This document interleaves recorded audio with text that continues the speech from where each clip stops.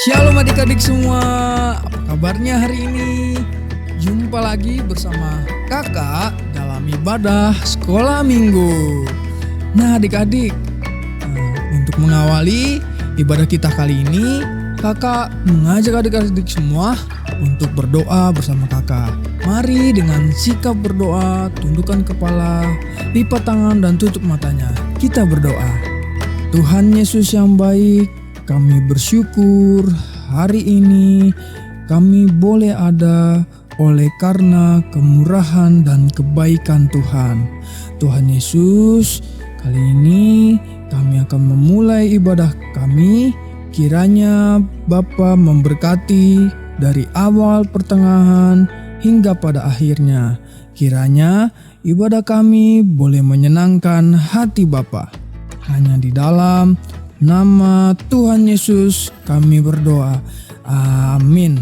Nah adik-adik yang dikasihi oleh Tuhan, untuk mengawali ibadah kita, kakak mengajak adik-adik semua untuk bangkit berdiri. Dan kita akan memuji Tuhan dari pujian kita, Jalan Serta Yesus.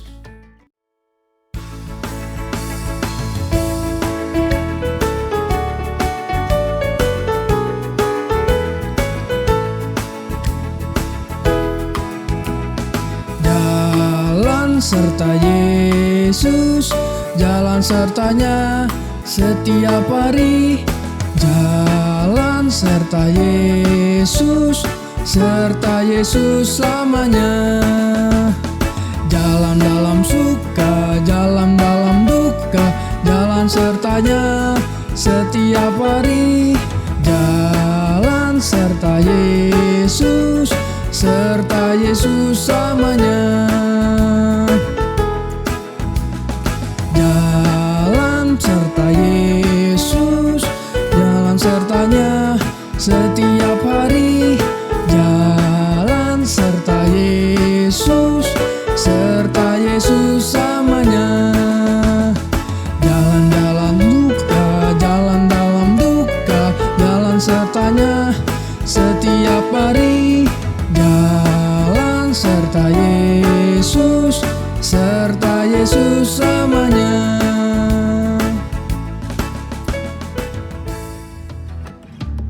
Adik-adik, kakak persilakan duduk kembali dan kita akan mendengarkan cerita Tuhan. Namun sebelum itu, mari kita kembali memuji Tuhan dari pujian kita, Firman Tuhan ku dengar.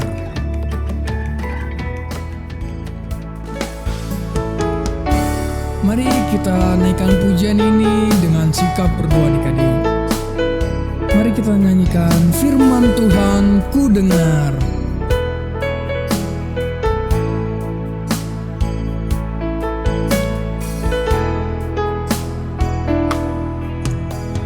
Firman Tuhan ku dengar, ku tanam di hatiku, ku ingin bertumbuh subur dan berbuah lebat. Yesus tolong padaku. Sekali lagi adik-adik, firman Tuhan ku dengar. Firman Tuhan ku dengar, ku tanam di hatiku, ku ingin bertumbuh subur dan berbuah lebat. Yesus tolong padaku.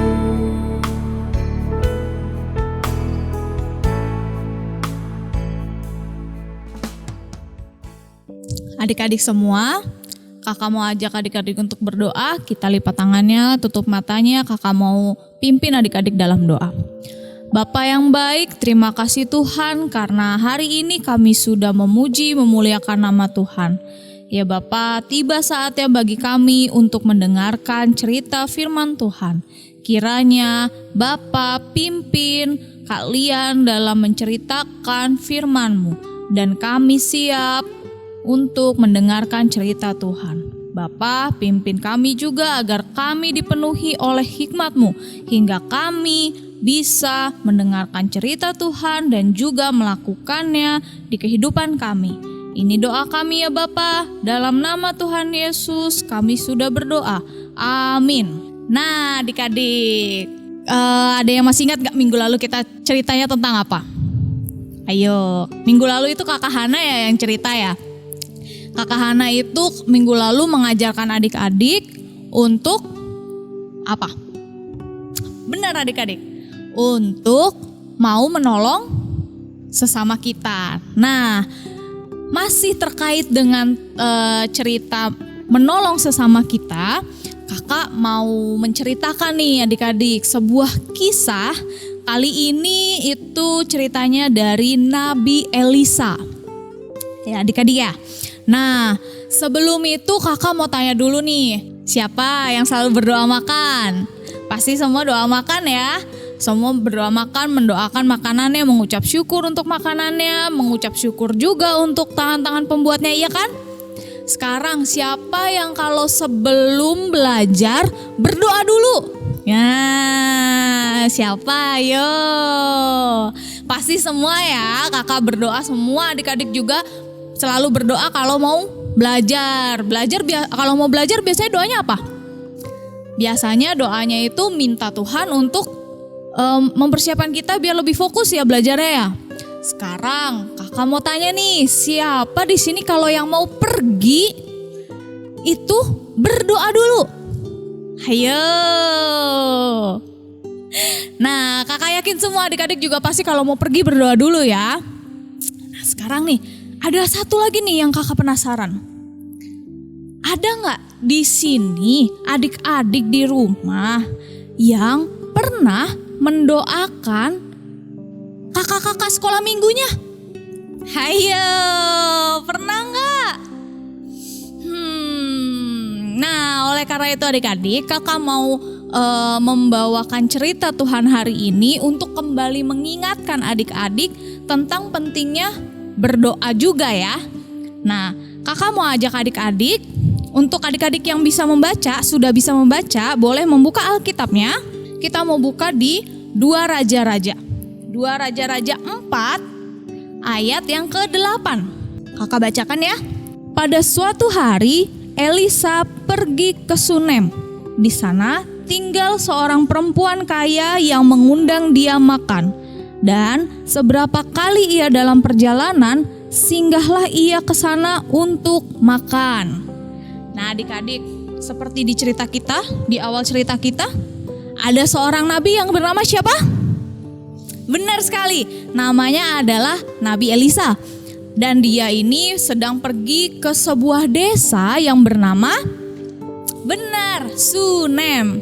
Jadi Sunem ini merupakan sebuah desa yang letaknya di bagian utara. Dia itu bukan desa besar ya adik-adik, karena dia ada di utara, kecil gitu. Di desa Sunem ini ada seorang perempuan. Dia sudah memiliki suami adik-adik. Dan sepasang suami istri ini merupakan orang kaya di desa itu. Satu kali adik-adik, perempuan kaya ini melihat Nabi Elisa. Dia memanggil Nabi Elisa. Elisa, Elisa gitu, dipanggil-panggil gitu. Elisa, sini mampir ke rumahku gitu adik-adik. Sini mampir ke rumahku. Aku membuat makanan banyak, mari kita makan di sini gitu. Perempuan ini tahu kalau pekerjaan Elisa sebagai pelayan Tuhan itu pasti melelahkan dan butuh tenaga. Jadi perempuan kaya ini mengundang Nabi Elisa untuk datang ke rumahnya. Ia menyajikan berbagai makanan yang enak, minuman juga ada gitu untuk Nabi Elisa sebelum ia bisa melakukan pelayanannya lagi. Nah adik-adik, satu kali ketika Nabi Elisa sedang melakukan pelayanan, perempuan ini mendatangi suaminya adik-adik. Dia bilang seperti ini, suamiku, sebetulnya aku tahu pekerjaan Nabi Elisa adalah seorang pelayan Tuhan. Ia merupakan hamba Tuhan yang sangat taat kepada Tuhan. Pekerjaan itu tidak mudah. bagaimana kalau kita membantu Elisa dengan membuat sebuah kamar untuk Nabi Elisa, sehingga Elisa bisa tidur, dia bisa memiliki ruangan untuk dia beristirahat, lalu dia bisa melakukan pekerjaannya kembali. Wah, kira-kira respon dari suaminya gimana ya? Boleh nggak adik-adik? Benar adik-adik, dia memperbolehkan. Jadi suaminya ini juga setuju dengan ide dari istrinya. Dia bilang, baiklah kita melakukannya. Ide yang kamu katakan itu sangat baik. Mari kita siapkan, segera adik-adik. Sepasang suami istri ini membuat, sebenarnya mereka punya ruangan di rumahnya. Di rumahnya itu, di ruangan itu disulap adik-adik. Disediakan tempat tidur, disediakan meja, disediakan lampu gitu. Biar Nabi Elisa bisa beristirahat. Terus adik-adik, Nabi Elisa yang mendengar itu, dia merasa sangat senang adik-adik. Jadi dia seperti memiliki keluarga baru ya adik-adik ya. Nah, setelah itu adik-adik, suatu saat Nabi Elisa ini memanggil temannya. Mari kita baca yuk adik-adik di ayat ke-12. Kemudian berkatalah ia kepada Gehazi bujangnya, panggillah perempuan Sunem itu. Lalu dipanggilnyalah perempuan itu dan ia berdiri di depan Gehazi. Elisa telah berkata kepada Gehazi, cobalah katakan kepadanya, sesungguhnya engkau telah sangat bersusah-susah seperti ini untuk kami. Apakah yang dapat kuperbuat bagimu? Adakah yang dapat kubicarakan tentang engkau kepada raja atau kepala tentara? Jawab perempuan itu, aku ini tinggal di tengah-tengah kaumku. Kemudian berkatalah Elisa, apakah yang dapat kuperbuat baginya? Jawab Gehazi, ia tidak mempunyai anak dan suaminya sudah tua. Lalu berkatalah Elisa, panggillah dia. Sesudah dipanggilnya, berdirilah perempuan itu di pintu. Berkatalah Elisa, pada waktu seperti ini juga tahun depan, engkau ini akan menggendong seorang anak laki-laki. Tapi jawab perempuan itu, janganlah tuanku ya abdi Allah, janganlah berdusta kepada hambamu ini. Ternyata adik-adik tidak berhenti sampai di sebuah ruangan yang diberikan oleh perempuan itu kepada Nabi Elisa. Nabi Elisa bahkan mau berdoa untuk perempuan ini kepada Tuhan.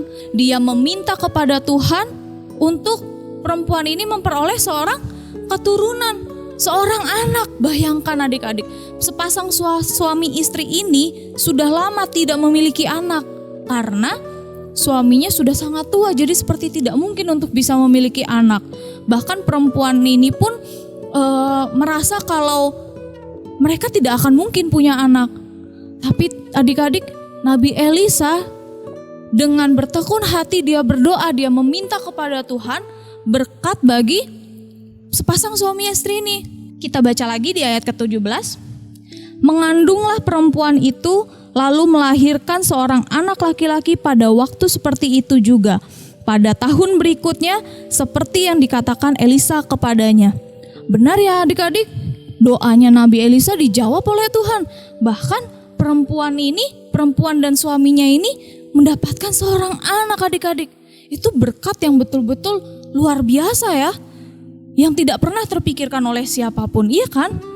Nah adik-adik, yang kakak mau sampaikan di cerita ini adalah kakak-kakak sekolah minggu yang rajin sekali menyampaikan cerita firman Tuhan kepada adik-adik itu seperti Nabi Elisa. Dan adik-adik ini adalah seperti sepasang suami istri itu tadi adik-adik ya, seperti ibu tadi. Karena adik-adik semua mau mendengarkan cerita kakak-kakak sekolah minggu, itu artinya sama seperti perempuan tadi yang mengundang Nabi Elisa datang ke rumahnya. Jadi adik-adik juga sama, adik-adik sudah bersedia membukakan hatinya, mau mendengarkan cerita-cerita dari kakak sekolah minggu. Lalu ibu tadi membuka pintu, bahkan memberikan sebuah ruangan untuk Nabi Elisa. Apakah adik-adik juga perlu memberikan sebuah ruangan untuk kakak sekolah minggu biar kami bisa datang ke rumah adik-adik? Enggak ya adik-adik ya. Adik-adik di rumah bisa saja dengan berdoa. Adik-adik mendoakan kakak-kakak sekolah minggunya, adik-adik mendoakan guru-guru sekolah minggu atau pelayan Tuhan siapapun dan dimanapun mereka berada. Dengan mendoakan itu sama seperti memberikan sebuah ruangan kepada pelayan Tuhan untuk bisa bekerja melayani Tuhan seperti yang Tuhan mau adik-adik. Adik-adik pun juga pasti akan mendapatkan berkat dari Tuhan. Bentuknya apa? Itu ada banyak sekali. Karena tidak hanya adik-adik mendoakan kakak-kakak sekolah minggu, tapi kakak-kakak sekolah minggu juga akan mendoakan adik-adik semua. Sama seperti Nabi Elisa yang mendoakan perempuan tadi. Seperti itu adik-adik. Nah, satu lagi yang kakak mau ingatkan lagi adik-adik. Kehadiran Nabi Elisa di rumah sepasang suami istri tadi itu membuat suami istri ini atau ibu-ibu tadi ini jadi mendengarkan cerita Tuhan lebih banyak lagi. Nah, artinya apa adik-adik? Mereka mau rajin untuk mendengarkan cerita Tuhan. Bahkan mereka menantikan Nabi Elisa untuk bisa bercerita tentang firman Tuhan. Sekarang sama, adik-adik juga sama, mau dan rajin beribadah untuk mendengarkan cerita Tuhan. Walaupun melalui video seperti ini, walaupun kita melakukannya secara online, tapi percaya deh adik-adik, kalau adik-adik mau rajin beribadah, rindu untuk beribadah, rindu untuk mengikuti sekolah minggu, adik-adik juga bisa mendengarkan cerita Tuhan, mendengarkan suara-suara Tuhan. Seperti itu adik-adik. Jadi ayo kita sama-sama untuk selalu beribadah sekolah minggu. Untuk tidak melupakannya, untuk tidak bermalas-malasan lagi. Ya kan? Karena apa? Karena pada saat itulah Tuhan juga merasa senang. Karena adik-adik itu mau mendengarkan cerita Tuhan. Seperti itu adik-adik. Nah, untuk minggu ini adik-adik itu ada tugas sekolah minggu. Tugas sekolah minggunya itu yang sudah diberikan oleh kakak-kakak sekolah minggunya ya di rumah adik-adik semua. Cara mengerjakannya seperti apa sih Kak? Adik-adik bisa menonton video yang satu ini ya.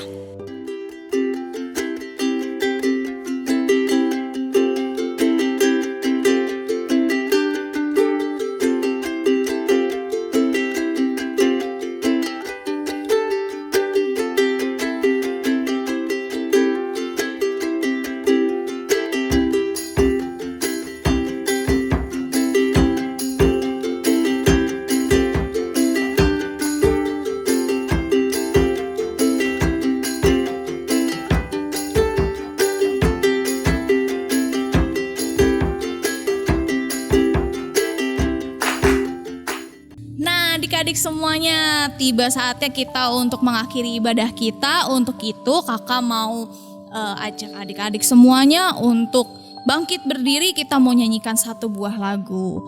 Judulnya Kasihnya Seperti Sungai.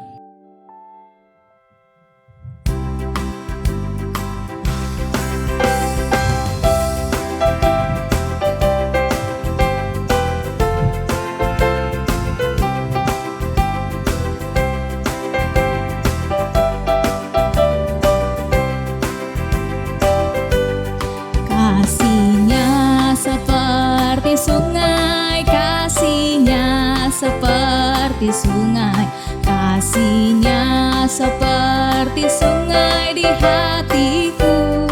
Haleluya, mengalir di waktu susah, mengalir di waktu panas. Kasihnya seperti sungai di hatiku. Nah adik-adik, kita mau menutup ibadah kita hari ini. Sebelumnya kakak mau mengajak adik-adik untuk berdoa. Bapa yang baik, terima kasih karena pada hari ini kami sudah diingatkan oleh Tuhan untuk mau mengasihi sesama kami, bahkan terlebih kepada pelayan-pelayan Tuhan. Bapa, mulai hari ini kami mau belajar mendoakan kakak-kakak sekolah minggu kami. Kiranya firman Tuhan yang boleh mereka sampaikan kepada kami itu juga menyenangkan hati Tuhan, dan kami bisa melakukannya di kehidupan kami sehari-hari. Bapa, bantu kami untuk kami bisa menolong orang lain melalui kasih yang kami miliki. Inilah doa kami ya Bapa. Kiranya Bapa saja yang boleh menyempurnakan doa kami. Di dalam nama Tuhan Yesus kami sudah berdoa. Amin. Nah, ibadah kita sudah selesai adik-adik. Shalom semuanya.